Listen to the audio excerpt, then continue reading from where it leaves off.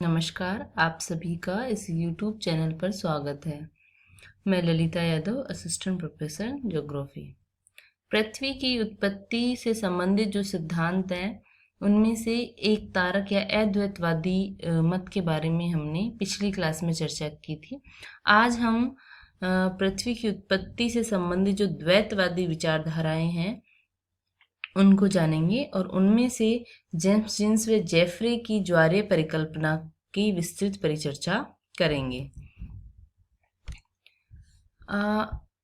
द्वैतवादी संकल्पना से जो हमारा तात्पर्य है वो ये है कि इस विचारधारा के अनुसार जो ग्रहों की रचना हुई है वो एक से अधिक तारों, ज्यादातर में दो तारों के सहयोग से मानी गई है। दो तारों से सौर परिवार की उत्पत्ति होने के कारण इस संकल्पना को बाई पेरेंटल कंसेप्ट या द्विजनकीय संकल्पना भी कहते हैं। द्वैतारक या द्वैतवादी संकल्पना से संबंधित बहुत सारे जो विद्वानों ने अपने विचार प्रकट किए हैं, जिनमें से कुछ इस तरीके से हैं। चैम्बरलिन एवं मोल्टन ने जो परिकल्पना दी थी उसका नाम था ग्रहाणु परिकल्पना। शॉर्ट में मैं बता देती हूँ कि इन्होंने क्या बताया था। इन्होंने जो ग्रहाणु परिकल्पना में बताया कि सौर ज्वाला के रूप में सूर्य से फेंके गए पदार्थ को जब वो उसके समीप से गुजरते हुए विशाल तारे के आकर्षण के कारण वह सूर्य से अलग हो जाता है। सूर्य से जैसे सौर ज्वालाएं जो निकलती हैं और उसमें जो पदार्थ बाहर निकलता है, और जैसे ही सौर ज्वाला उत्पन्न हुई उसी दरमियान वहां से एक विशाल तारा गुजरता है और उस विशाल तारे के आकर्षण के कारण वो पदार्थ सूर्य से अलग हो जाता है। और जब साथी तारा तो आगे निकल जाता है, लेकिन ये पदार्थ उसके साथ नहीं जा पाता है और ना ही पुनः सूर्य के अंदर आकर वापस लौटता है, क्योंकि ये उसके गुरुत्वाकर्षण क्षेत्र से बाहर निकल जाता है। इस कारण यह सूर्य के चारों ओर चक्कर लगाने लगता है। और इस पदार्थ के में जो अणु थे, इस पदार्थ के जो अणु हैं वो विभिन्न ग्रहों के ग्रहाणु बने, जिसे प्लेटिसिमल भी कहते हैं। और इनके आकर्षण के कारण अन्य पदार्थ उन ग्रहाणुओं के आकर चिपकने लगे और आगे चलकर इन्हीं से जो है विभिन्न ग्रहों की उत्पत्ति चैम्बरलिन एवं मोल्टन ने बताई है। नेक्स्ट जो विचारधारा है जेम्सन व जेफरीज की जो ज्वारीय परिकल्पना। इन्होंने साथी तारे के कारण जो सूर्य में ज्वार उत्पन्न हुआ और वो पदार्थ जो है साथी तारे के आकर्षण के कारण सूर्य से अलग होकर जो है उसकी परिक्रमा करने लगा और उससे जो ग्रहों की उत्पत्ति को बताया। आगे हम इसके बारे में डिटेल में चर्चा करेंगे। एच.एन. रसेल ने भी जो है वो द्वैतारक जो सिद्धांत दिया है। इनके अलावा कास्ते जो बफन है, उन्होंने भी पुच्छल व धूमकारा परिकल्पना और रोशगन की विखंडन परिकल्पना, होयल की सुपरनोवा परिकल्पना, ये सभी परिकल्पनाएं जो हैं वो द्वैतवादी संकल्पनाएं हैं या द्वैतवादी विचारधाराएं हैं।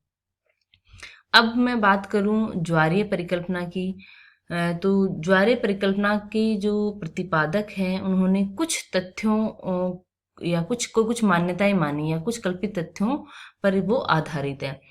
सबसे पहला तो कि सौर मंडल का जो निर्माण है वो सूर्य तथा एक अन्य तारे के संयोग से हुआ है।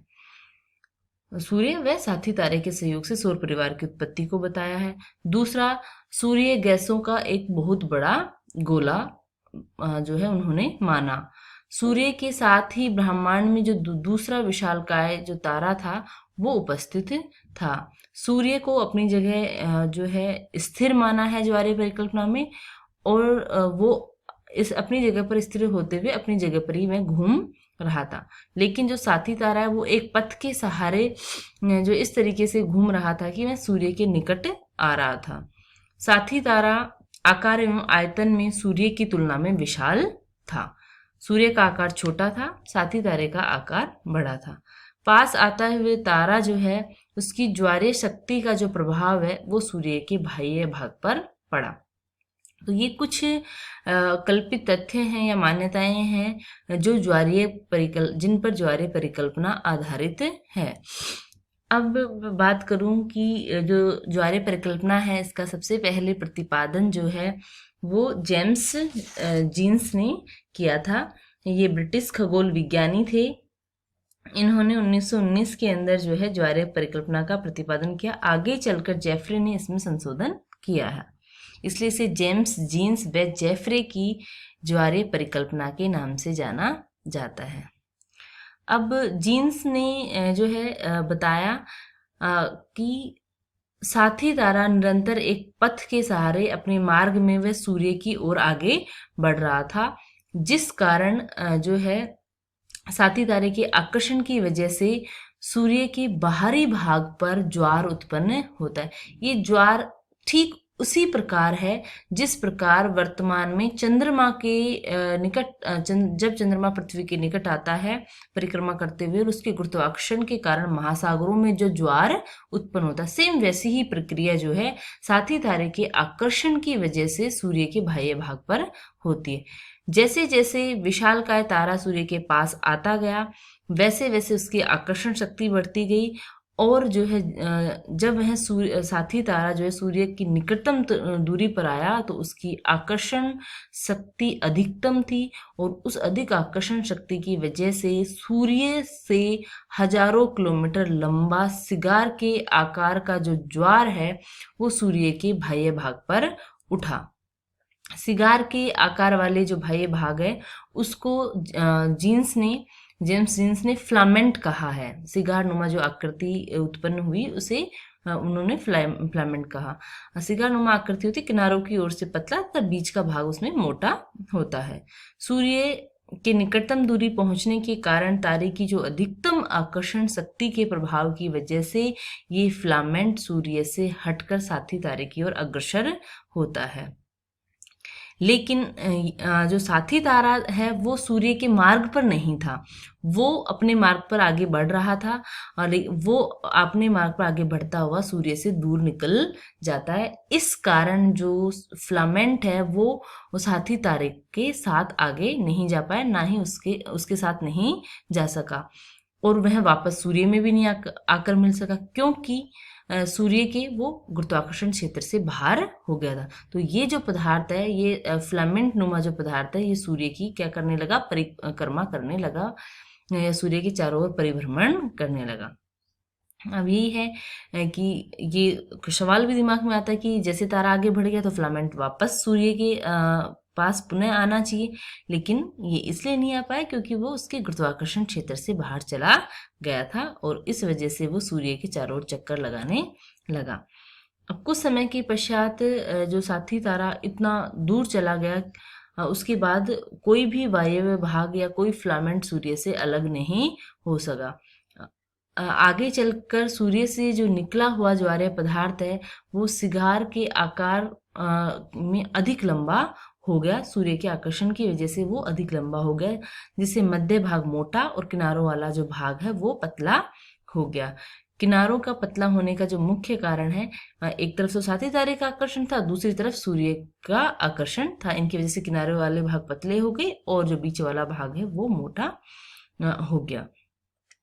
सूर्य के अलगाव के बाद ये फिलामेंट है, ऊर्जा के उत्सर्जन के कारण, ये जैसे ही कोई वस्तु गर्म होती है उसमें से निरंतर ऊर्जा का उत्सर्जन होता रहता है, इसकी वजह से ये क्या हो गया, ठंडा होने लगा। तो ठंडा होने से फिलामेंट के आकार में संकुचन होने लगा और इसी क्रिया से फिलामेंट से जो है वो 9 ग्रहों का जो निर्माण हुआ। इस प्रक्रिया के अनुसार सूर्य की जो आकर्षण शक्ति के प्रभाव से ग्रहों पर ज्वार उत्पन्न हुआ।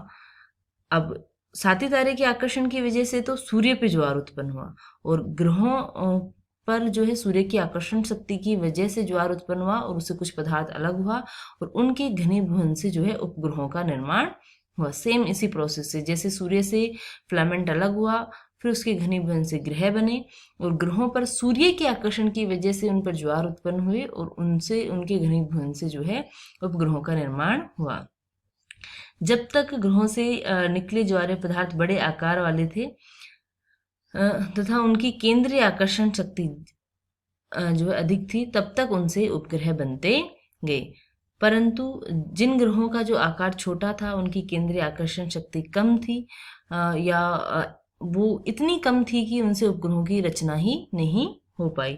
इस परिकल्पना के द्वारा जो है पृथ्वी की उत्पत्ति के साथ साथ सौर मंडल की उत्पत्ति की जो बहुत सारी समस्याएं थी, जैसे एक तारक परिकल्पना में कोणीय संवेग की जो समस्या थी, ऐसी जो गुत्थियां हैं वो सुलझती हुई प्रतीत हुई। अब इसमें देखते हैं कि ग्रहों का जो क्रम और आकार देखिए आप। जैसे जैसे सूर्य से दूर की ओर जाते हैं तो वैसे वैसे जो ग्रह हैं वो उनका आकार जो है बढ़ता है, बीच में अधिकतम होता है, उसके बाद वो कम होता जाता है। आप देखेंगे अब किनारे वाले जो ग्रह हैं वो छोटे हैं और मध्य वाले जो ग्रह हैं वो बड़े हैं। कारण है कि जो पदार्थ अलग हुआ था वो सिगारनुमा या फिलामेंट की आकृति के अंदर था, जिसमें किनारे वाले भाग पतले थे और बीच वाला भाग मोटा था। सेम इसी जो प्रोसेस में यदि हम देखें तो ग्रहों को, सौरमंडल परिवार के सभी ग्रहों को अगर एक क्रम में देखें तो किनारे वाले जो ग्रह हैं वो छोटे हैं और जो बाद वाले जो ग्रह हैं वो बड़े हैं। अब देखिए ग्रहों का क्रम वर्तमान सौरमंडल में ग्रहों में पूर्णतः सामंजस्य रखता है। सेम फिलामेंट आकृति, सिगारनुमा आकृति के हैं।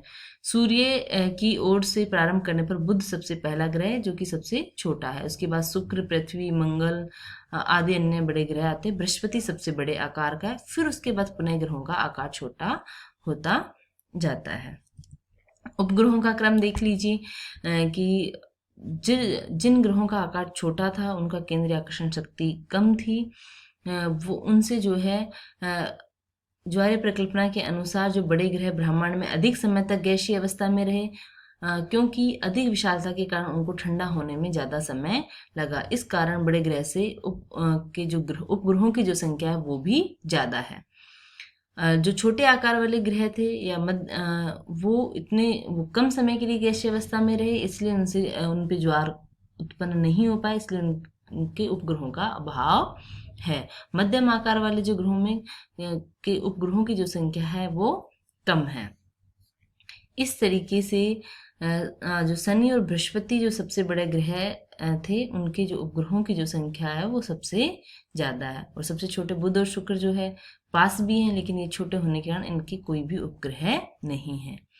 तो ग्रहों का जो क्रम, उपग्रहों का क्रम, इन सब चीज़ों की इस परिकल्पना के द्वारा व्याख्या हो जाती है। अब देखें कि इस परिकल्पना का जो संशोधित रूप है वो जेफरीज ने दिया था। इन्होंने बताया कि ग्रहों का जो निर्माण है सूर्य तथा पास आते हुए जो साथी तारा था उसके अलावा इन्होंने एक तारा और माना है। जेम्स जीन्स ने तो 2 तारे, एक सूर्य और दूसरा साथी तारा, उनके द्वारा सौर परिवार की उत्पत्ति को बताया है। लेकिन जेफरीज जो हैं वो बताते हैं इस परिकल्पना में संशोधन करते हुए कि सूर्य और साथी तारे के अलावा एक तारा और उपस्थित था, जिसे उन्होंने सूर्य का साथी तारा बताया। पास आता हुआ तारा जब साथी तारे की सीध में आगे बढ़ रहा था, इस कारण दोनों में टक्कर हुई और टक्कर होने से पदार्थ आसमान में बिखर गई। ठीक है, और उन पदार्थों के घनीभवन से ग्रहों एवं उपग्रहों की उत्पत्ति जो है इन्होंने बताई है। इस तरीके से जो द्वैतवादी विचारधाराएं हैं इनमें हमने जेम्स जीन्स और जेफरीज की जो ज्वारीय परिकल्पना है उसको जो है डिटेल में समझा कि उसमें किस तरीके से जेम्स जीन्स और जेफरीज ने जो है ज्वार के माध्यम से सौर मंडल की या पृथ्वी की उत्पत्ति को समझाया है। अब नेक्स्ट क्लास में हम ये एक तारक परिकल्पना, द्वितारक परिकल्पना, दोनों ही जो प्राचीन मत हैं, आधुनिक जो मत हैं, उनमें जो सबसे इम्पोर्टेंट जो थ्योरी है वो बिग बैंग थ्योरी है, उसका हम अगली क्लास में चर्चा करेंगे। धन्यवाद।